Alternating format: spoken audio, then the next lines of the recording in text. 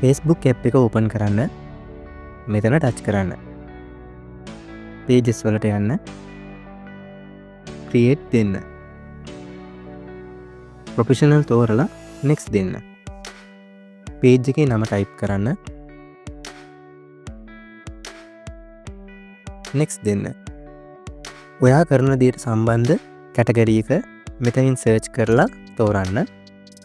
අවශ්‍ය නම් මෙතනට තවත් කැටගරි දෙකක් ඇඩ් කරන්න පුළුවන් ඒක ඔයාගේ පේජ් එක සර්ච් වෙන්න උපකාරී වෙනවා මෙතනට බයෝ එකක් දෙන්න මෙතනට ඔයාගේ බ්ලොග් එකේ ලින්ක් එක දෙන්න ලින්ක් එක ගන්න බ්ලොග් එකට යන්න මෙතන ටච් කරන්න මෙතනින් ලින්ක් එක කොපි කරගන්න ඒක මෙතනට පේස්ට් කරන්න අවශ්‍ය නම් පහළ තියෙන ඒවත් ඔයාට පුරවන්න පුළුවන් වැඩි කරුණාට පස්සේ නෙක්ස්ට් දෙන්න දැන් ප්‍රොෆයිල් ෆොටෝ එකයි කවර් ෆොටෝ එකයි අප්ලෝඩ් කරගන්න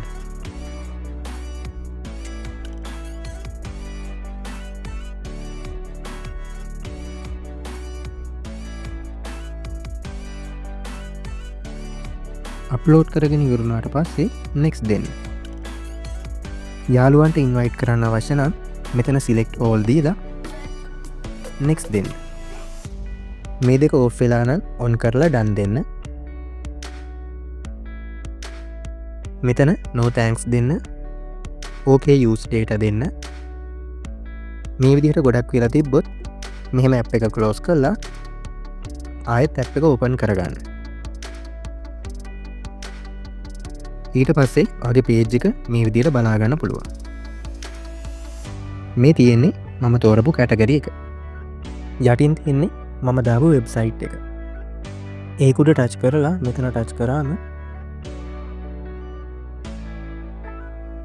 වෙබ්සයිට් එක මේ විදිහට ඕපන් වෙනවා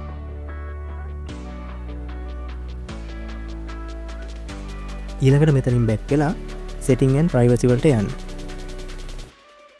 settings වලට යන්න පහළට ස්ක්‍රෝල් කරන්න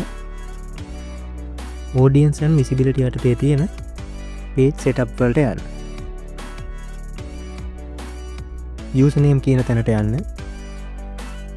මෙතන වගේ page එකේ නම ස්පේස් නැතුව ටයිප් කරන්න නම ටයිප් කරලා සේව් දුන්නට පස්සේ මෙහෙම වැටෙනවා නම් මේ නම දැනටමත් වෙන කෙනෙක් භාවිතා කරලා තියෙන්නේ ඒත් මේ නමට අංක කීපයක් එකතු කරලා